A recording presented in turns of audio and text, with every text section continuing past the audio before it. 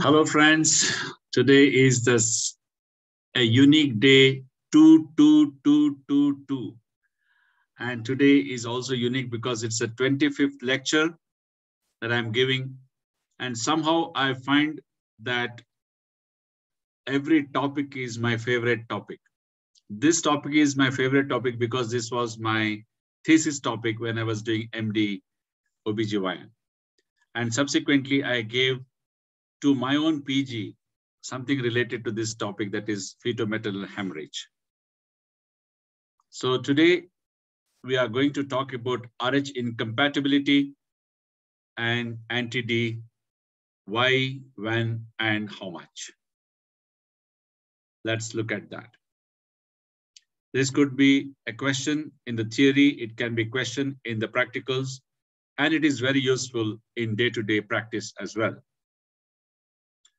I would be talking under following headings: prevention and prevalence, sensitization and immunization, sensitizing events, when to give, how much to give, and are there any complications of that? Let's look at them one by one. First, prevention and prevalence.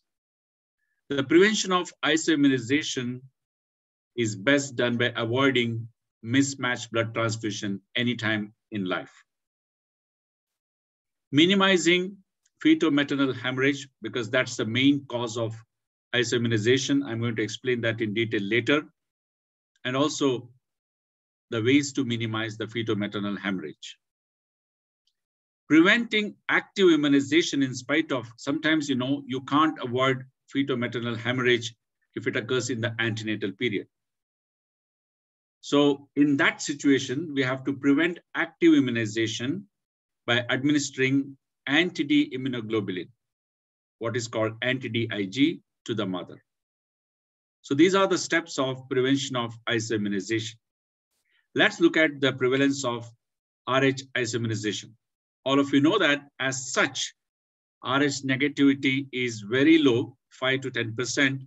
It's very low in India. But then if she marries a RH positive husband, there is a good chance that she can have a RH positive fetus, and that fetus, right from the index pregnancy, can send its positive cells to the mother, and mother can develop isoimmunization against its own child. So before the era of anti-D-Ig, it was 16%, quite high. After routine postnatal anti-D-Ig was started, it drastically came down to 2%. But when antenatal anti-D was started, it came down further to 0.17 to 0.28%, almost negligible. So mortality associated with hemolytic disease of newborn reduced from 46 per 100,000 births to just 1.6 per 100,000 births. That's a big achievement. And that's exactly why this lecture has to be understood clearly. And you have to understand when to give, how much to give, so that you can prevent the hemolytic disease of the newborn. Having understood how to prevent and what's the prevalence, let's now look at what is this sensitization and what is immunization. Are they same or are they different? This is my own animation. I hope you like it and understand it easily. The immunocompetent cell of the mother, when first exposed to D antigen of the positive baby, nothing happens. But after 1 week, the immunocompetent cell of the mother gets sensitized. Can you see the color change? It gets sensitized. Now, after second exposure with the same antigen, D antigen from its fetus, she produces antibodies against these cells, this antigen rather. in 6 weeks to 6 months. That's exactly why in the index pregnancy itself, it can happen. Earlier, we thought in the first pregnancy, when there is a positive baby, of course, that's called index pregnancy, there may not be any problem, no more. It just takes 6 weeks to 6 months. Suppose she was exposed very early in the pregnancy, let's say around 3 months, then 6 weeks means just 1.5 months. There onwards, the baby can get the anti-D from the antibodies rather from the mother. So we have to be careful even in the index pregnancy, because with subsequent exposure, it destroys the fetal red cells and causes hemolytic disease of the newborn. That is the reason we have to be careful even in the first pregnancy. So what will anti-DIG do then? The anti-DIG neutralizes any Rhd positive antigens that may have entered the mother's blood. This has entered. When you give anti-DIG, it will neutralize. So it's dead. She's no more exposed to those antigens, so that mother is not sensitized, nor she will produce any antibodies. She won't even know. She doesn't even recognize that a positive antigen came into her system, because this anti-D would have neutralized that.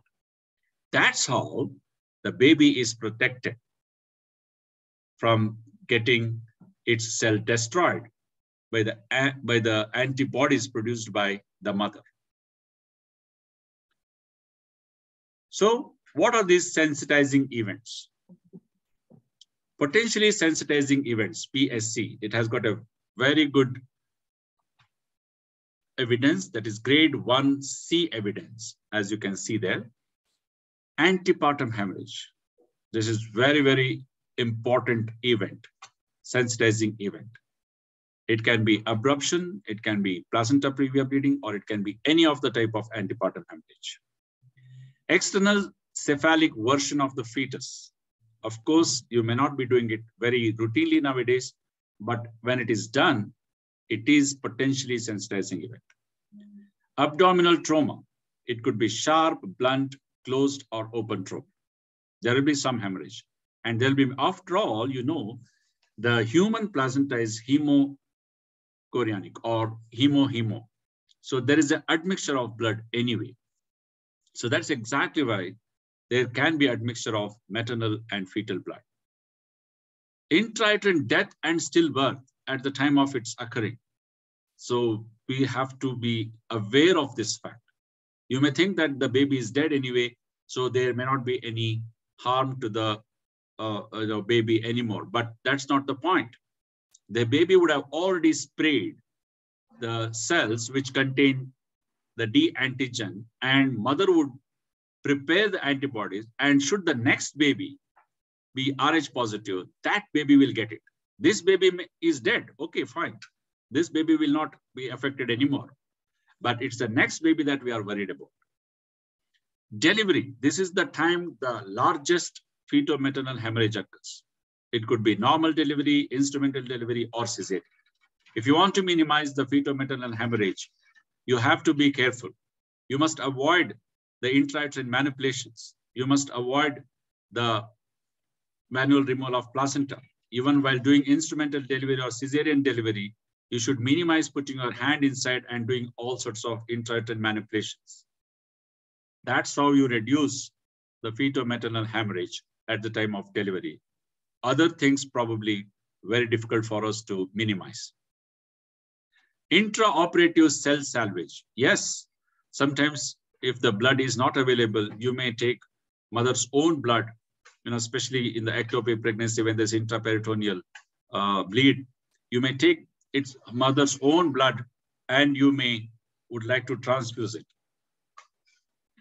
So other potentially sensitizing events are spontaneous miscarriage with intervention. If the spontaneous miscarriage occurs without much of uterine contractions and other things, then it's okay. But if you interfere maybe a DNC, or maybe an evacuation, or maybe you have given oxytocin to make the uterus contract, then yes, there will be admixture of the fetal blood with the mother. Therapeutic termination of pregnancy, the methods that we use, maybe misoprostol, maybe even suction evacuation, all of them will come in the way of this, and they become the sensitizing events. Ectopic, as early as that. Molar pregnancy, yes, there need not be a baby there. Just the chorionic villi and the tissues are good enough. They carry the antigen. So you have to be considering them as potentially sensitizing events. So anti-DIG should be given regardless of method of management in these situations. Whether you do ectopic pregnancy methotrexate wise, or whether you do a laparoscopy, or whether you do any type of or laparotomy, you have to give this. That's the meaning of it. Same goes with molar pregnancy. Anyway, there's only one way we get rid of molar pregnancy, that is suction evacuation. And therapeutic termination of pregnancy could be misoprostol, could be any method that you use, extrauterine or intrauterine ethacrotidine, or whatever it is, regardless of method of management, you have to give anti-DIG. Threatened miscarriage, repeated and associated with cramps. Now it is a threatened abortion, baby is not dead yet, or baby has not been expelled yet, it's not a miscarriage altogether, but it is a repeat event, or it is associated with severe cramps. Then there is a possibility of fetal-maternal hemorrhage. There also you have to consider. Invasive prenatal diagnosis such as amniocentesis, chordocentesis, chorion villus sampling, sensitizing event. Intrauterine procedures. For example, nowadays we do fetal surgery, fetal therapy, and all those things, like insertion of shunts or even embryo reduction, all come under sensitizing, potentially sensitizing events. So full 2 slides for that. When to give? The next question. Traditionally, we all know that we have been giving it postnatally within 72 hours. Everybody knows that. So that is my first sentence, obviously. Within 72 hours after delivery, if baby is positive, but DCT is negative. No point in giving if DCT is negative, but I'll tell you when exactly you can still give if DCT is positive. Suppose you have given antenatal anti-D and she has delivered, obviously DCT will be positive. But then you may still want to give it if the fetal-maternal hemorrhage is more. So that's exactly why we give it. Can I give? There was a question when I gave this lecture earlier. Can I give after 72 hours? The answer is yes. You can give even after 72 hours for whatever work it is. It will still be useful, better than not giving at all. Best is, of course, 72 hours, but you can give after 72 hours also. That's what I was just telling you. If RAD, what is RAD? I'm going to tell in the next probably bullet point, that is routine antenatal anti-D given. The DCT may be falsely positive. That's what I told you just now. The only reason where DCT can be positive in this condition and still requiring anti-D. If ICT is negative, you have to consider routine antenatal, not postnatal, anti-D prophylaxis, what is called RAD. What's the regime? If you give 1 dose, it is usually given between 28 to 30 weeks. If it is 2-dose regime, then 28th week and 34th week. So most of us give only 1 dose. That itself is very difficult because you have to really explain to the patient, like I'm explaining to all of you, the usefulness of giving this anti-D. You have to explain to the patient that baby's antigen, the D antigen would have gone into you and you would create the antibody to the baby. The only way to neutralize that is to give the anti-D immunoglobulin. So then she will understand. So, and it is expensive as well. So most of us give 1-dose regime, that is between 28 and 30 weeks. The next question is when to give RAD. RAD should be regarded as a separate entity and administered regardless of and in addition to any anti-DIG that may have been given for a potentially sensitizing event. Now, you may ask me what's the difference between the previous slide and this slide. You may get confused. It's got great to see. In the previous slide, I said the actual timing, that is between 28 and 30 weeks, or if you give two doses, 28th and 34th week. That's one thing. Secondly, if there is a question that patient has received anti-D at 20 weeks of gestation because that time there was a threatened abortion with cramps, should I still give RAD? That is the question. This slide is answering that. RAD should be given regarded as a separate entity and administered regardless of and in addition to anti-D that may have been given for a potentially sensitizing event. I hope I'm clear. So timing is 28 weeks and 28 to 30 weeks only, or 28th week and 34th week only. But if you ask me, should I repeat it because I have already given it once at 24 weeks? The answer is yes. When to give after a potentially sensitizing event? RADP is over now. Let us talk about potentially sensitizing event. As soon as possible and always within 72 hours of the potentially sensitizing event. Same like after postnatal period, we give within 72 hours. Here also, if there is a potentially sensitizing event, I have told you in 2 slides what are those. If that happens within 72 hours of that, you have to give this.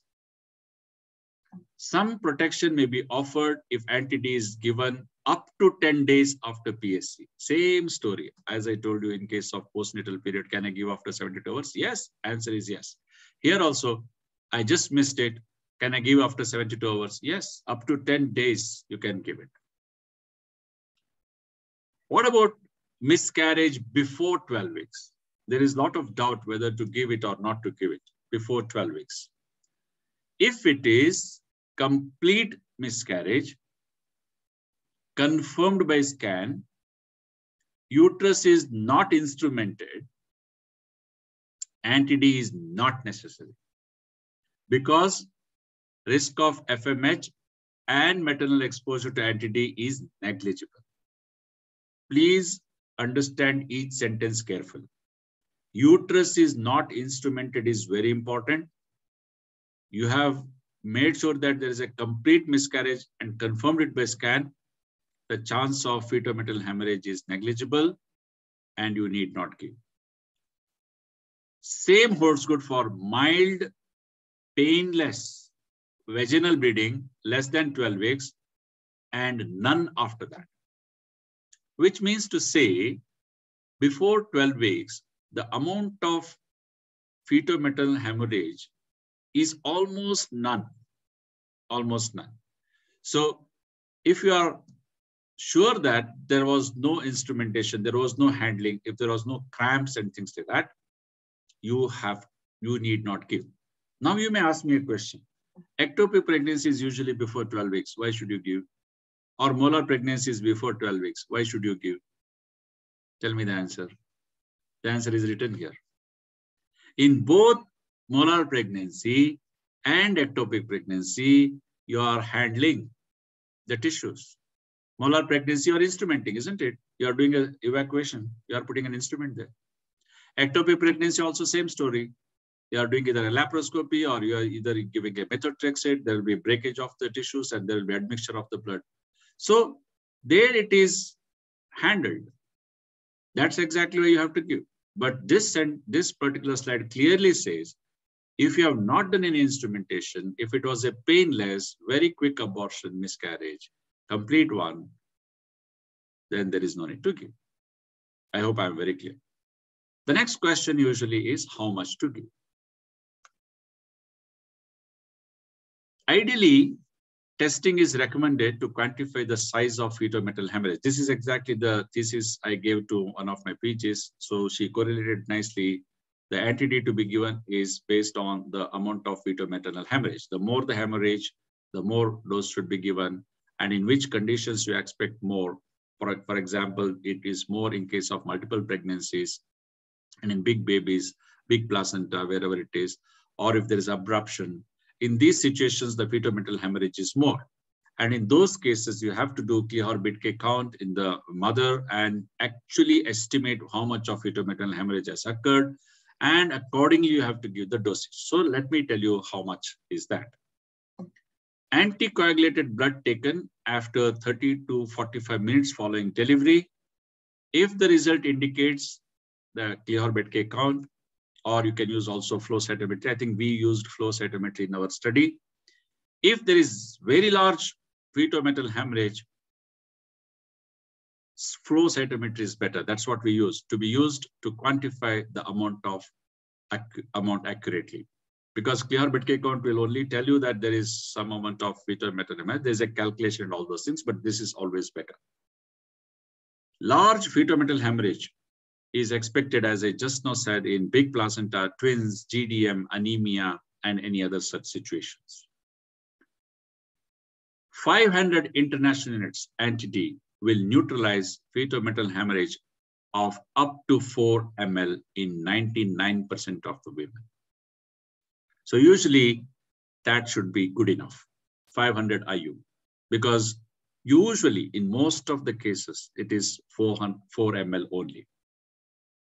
For each ml above 4 ml, 125 mcg of extra anti-DIG are usually required.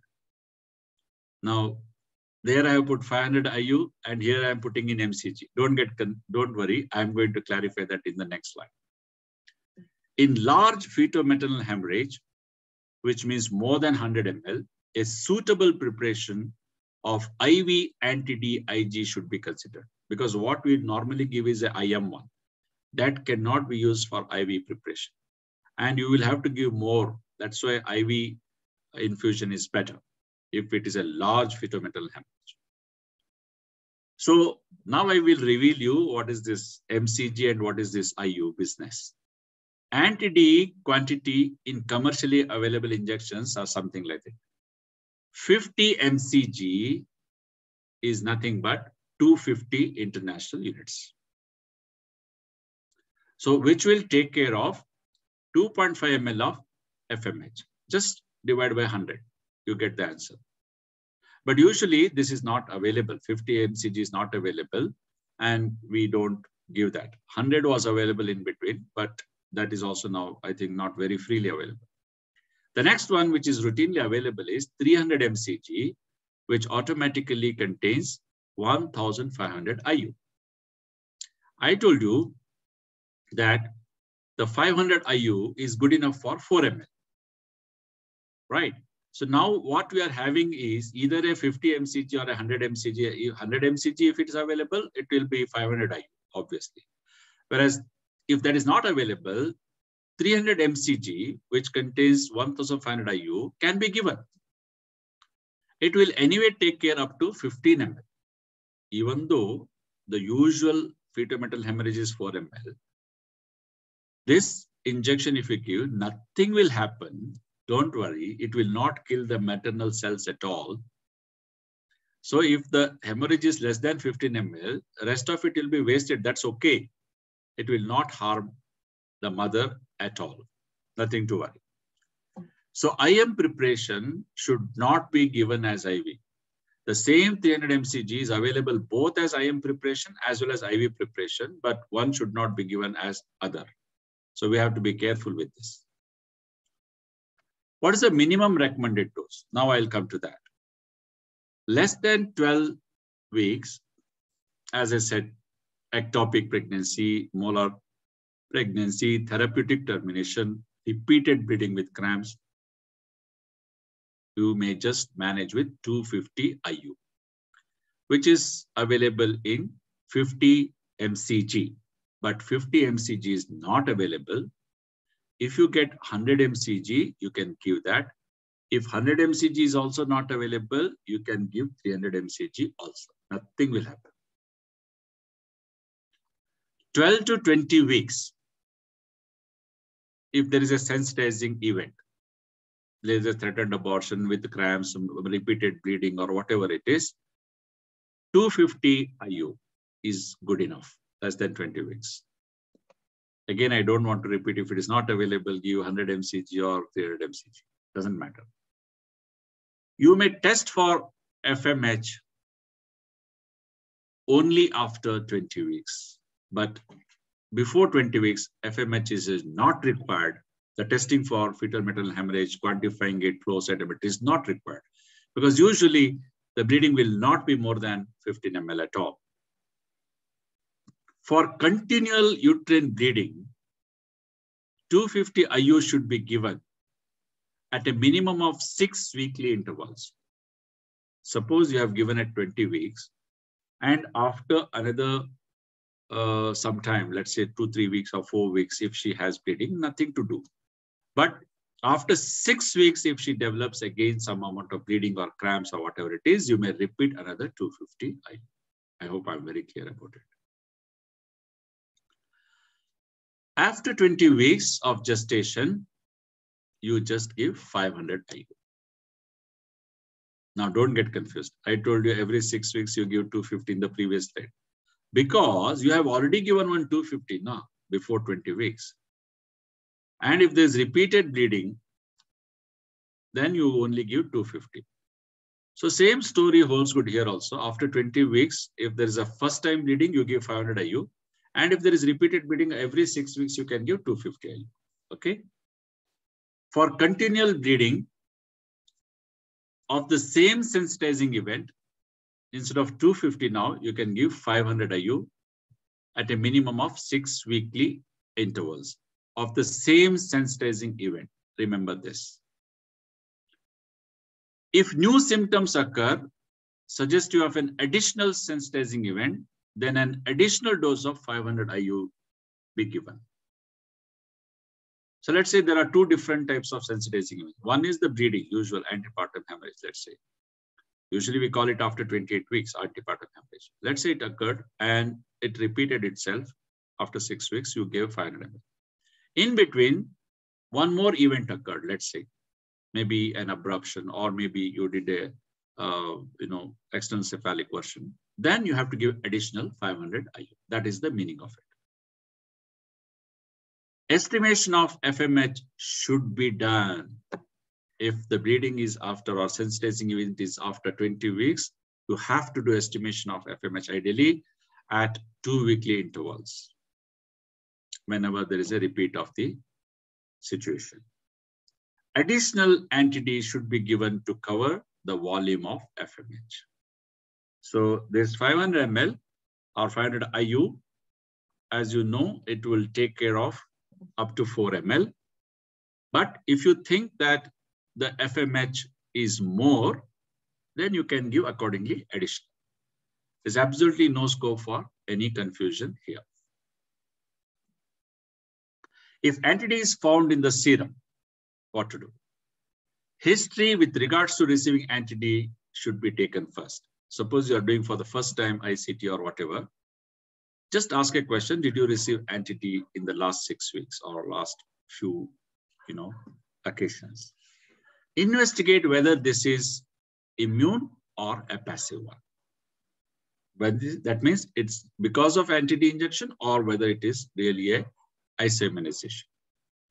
If no clear conclusion can be reached as to the origin of anti-D found in her, then prophylaxis should continue in accordance with the guidelines of D-negative women who have not formed immune anti-D. That means treat her like a patient who has to receive this. If you cannot be certain about it, whether it was because of injection or whether because of inflammation, if there's a doubt, you can continue prophylaxis. There's no problem. What to do when there's an intracted death? Appropriate dose. Approximately it is 500 IU. Within 72 hours of the diagnosis of IUD and not expulsion. This is very important. This is what I was trying to tell you. There is a fetal maternal hemorrhage at the time of death, or maybe it is the death is because of fetal maternal hemorrhage. Massive fetal maternal hemorrhage can give rise to sudden IUD at term. This is one of the cases which was, this particular point was very useful in defending the sudden intrauterine death. And that was because of a sudden massive fetal metal hemorrhage. Vice versa can also happen. So irrespective of the time of subsequent delivery. So the moment you diagnose IUD, you give it up. The expulsion may happen after 1 week, 2 weeks. That's different. And then if you want, if the bleeding is suspected to be heavier, do an FMH evaluation and give additional dose if you want. Intraoperative cell salvage, ICT negative cord blood RHD or unknown. A minimum dose of 1,500 IU anti-D, that is 300 mcg, should be given following a reinfusion of salvaged cells. This I told you, we sometimes do it. Earlier, we used to do it in ectopic pregnancy, use the same cells of the mother. FMH is estimated every 30 to 45 minutes after reinfusion. Additional anti-D is given accordingly. Transfusion of RHD positive blood components, suppose by mistake somebody has given. If it was platelet transfusion, 250 IU, subcutaneous or IV to cover up the 5 adult doses of platelets given within 6 weeks. If it is PRBC, up to 15 ml, same story, 1,500 IU, that is 300 mcg. More than 15 ml in multiples of 1,500 IU, preferably given in IV. When it is more than 1 unit, best is to go for exchange transfusion. The quantification of D positive red cells should be performed by flow cytometry after 48 hours of IV dose of 72 hours of IM dose. Good practice point is that auditable records of issue and administration should be maintained to allow full traceability of anti-D IG. Finally, complications of anti-D. Mild short-term allergic reactions are possible like fever, chills, rash, swelling of face, lips, tongue, chest tightness, rapid breathing, heart rate, feeling shortness of breath, feeling light unit headedness, and confusion. Very small risk that an infection could be transferred through the injection. I remember once one batch of anti-D was banned because there was a suspicion of transmitting some infection. I don't know whether it is HVSAG or HIV. The whole batch was discarded by the company itself. So there is a small risk. Benefits of preventing sensitization far outweigh these small risks. So you should give it. You should counsel the patient properly. While receiving anti-D, avoid live vaccines for 3 months, like measles, mumps, rubella, rotavirus, typhoid, yellow fever, varicella, zoster, and influenza. Vaccine may not work as well during this time. That's exactly better to avoid. It may not protect fully from the disease also. So cell-free DNA is the last point I want to talk. 40% of negative women receive anti-D unnecessarily. This became a very big issue, a sensational issue.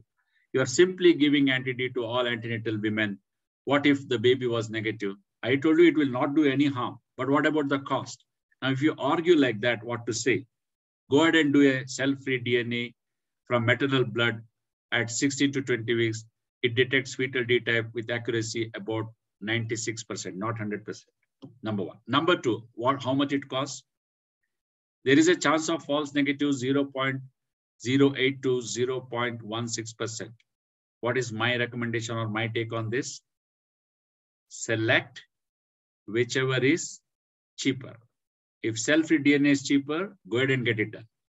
If anti-D is cheaper, get it. It will not harm you at all. So sum and substance of what I said is give anti-D within 72 hours after delivery. After that also, you can still give. But before giving, make sure that she is not direct Coombs test is not positive. If it is positive, ask history whether she received anti-D within last 6 weeks. If the answer is yes, go ahead and give anti-D. But if she didn't receive anti-D, still Coombs test is positive, there is no point in giving anti-D because she has already developed antibodies. I hope I'm clear. RAD, that is routine antenatal anti-D, is given at 28 weeks. This is given irrespective of her receiving antenatal anti-D because of a sensitizing event before that. Clear? After sensitizing event, irrespective of gestational age and method of management, you have to give that. Repeat every 6 weeks if there is continuation or occurrence of a fresh event. The dosage before 20 weeks, if you had given 250, you keep giving 250 after every 6 weeks. But if the event occurred after 20 weeks, you give 500 for the first event and repeat events 500 IU. I hope I am clear. Less than 20 weeks, 250 IU, here it is. And more than 20 weeks, it is 500 IU. Not needed before 12 weeks if bleeding was without cramps and not repeated afterwards. Thank you very much for your patient listening. Tomorrow is Thursday, right? So tomorrow there is no class because there is a KCOG talk by Dr. Suchitra Pandit. I will share the link tomorrow. Thank you very much.